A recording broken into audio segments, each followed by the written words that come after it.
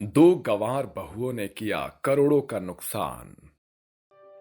अरे पंडित जी, जल्दी से कोई रिश्ता बताओ मेरे दोनों बेटों के लिए। मेरे दोनों बेटों की अब उम्र शादी से भी ज्यादा हो गई है।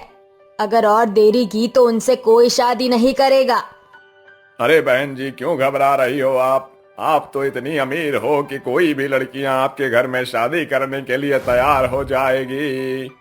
ओहो पंडित जी, मैंने आपको बताया ना कि मुझे अपने बेटों के लिए कोई भी ऐसी लड़की नहीं चाहिए जो मॉडर्न हो, नए ख्यालातों की हो, बल्कि मुझे तो कोई ऐसी बहू चाहिए जो बहुत संस्कारी हो।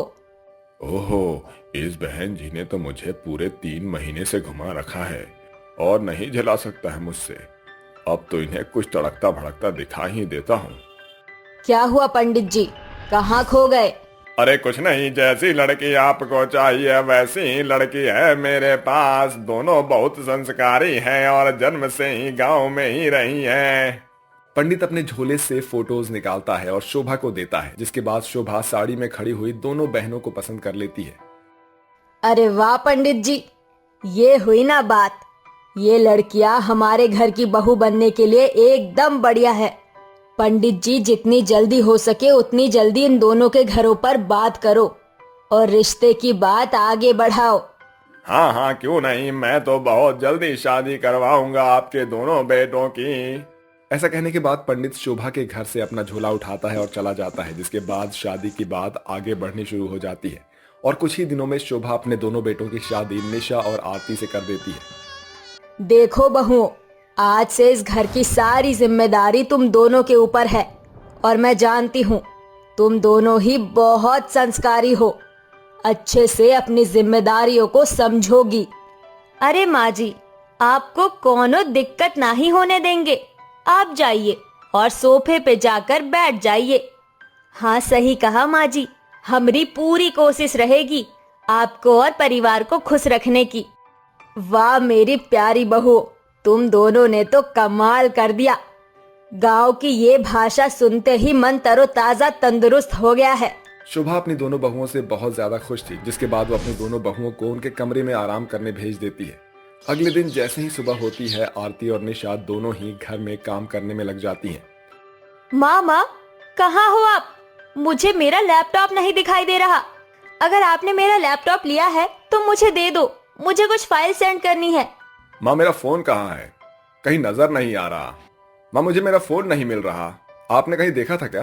क्या किसी ने मेरा टैब देखा है? आखिर इस घर की सारी इलेक्ट्रॉनिक चीजें मिल क्यों नहीं रही है? तभी वहां आरती आती है और कहती है, अरे आप सभी परेशान काहे हो रहे हैं? मुझे मेरा लैपटॉप चाहिए। कहाँ रखा है आपने? ऊ का है ना प्यारी ननद जी, वो सब सामान माँ बहुत जंग लग गई थी तो हमने उस सारे सामान की धुलाई कर डाली।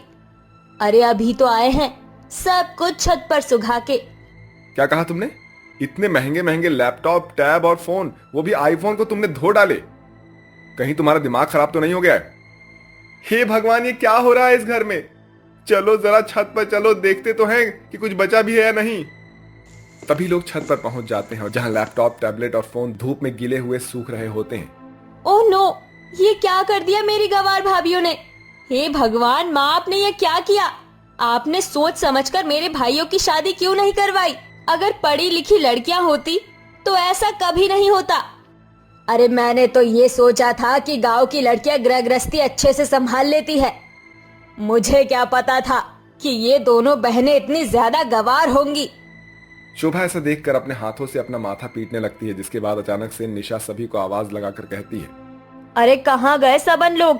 नाश्ता तैयार है, जल्दी आ जाइए नहीं तो ठंडा हो जाएगा। खैर, जो हुआ उसे बदल तो नहीं सकते हैं।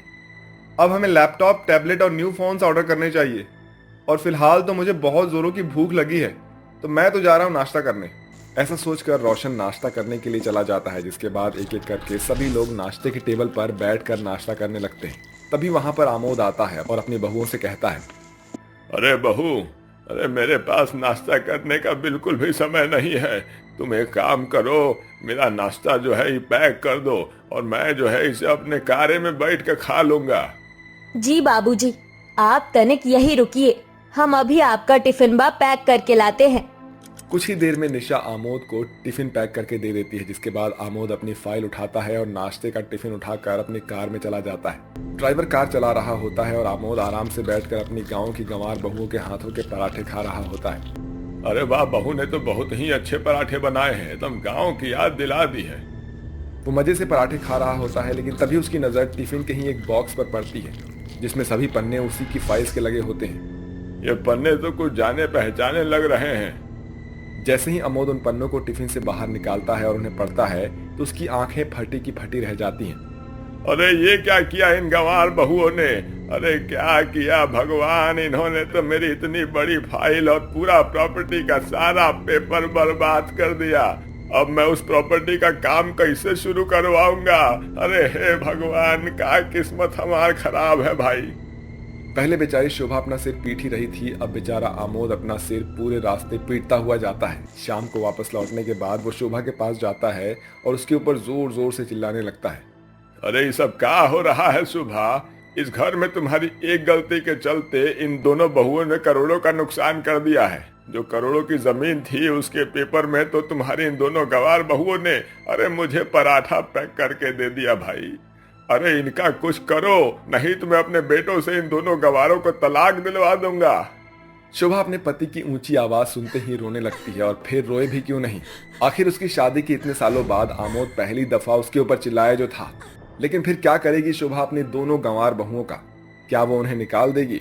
चलो देखते हैं आगे शोभा क्या करती है।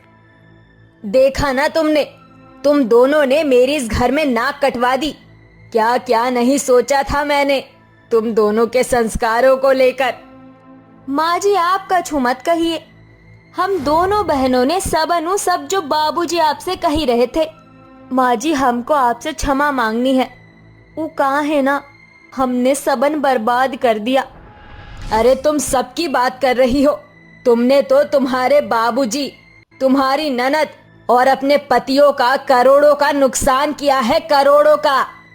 शोभा की बात सुनते ही आरती और निशा दोनों बहनें रोने लगती है, जिसके चलते शोभा को अपनी दोनों बहुओं के ऊपर दया आ जाती है और वो उनसे कहती है, आज के बाद तुम दोनों मुझसे बिना पूछे कोई भी काम नहीं करोगी, और अब से मैं खुद तुम्हें मॉडर्न फैमिली के तौर तरीके सिखाऊंगी। क्या कहते हो माँ जी?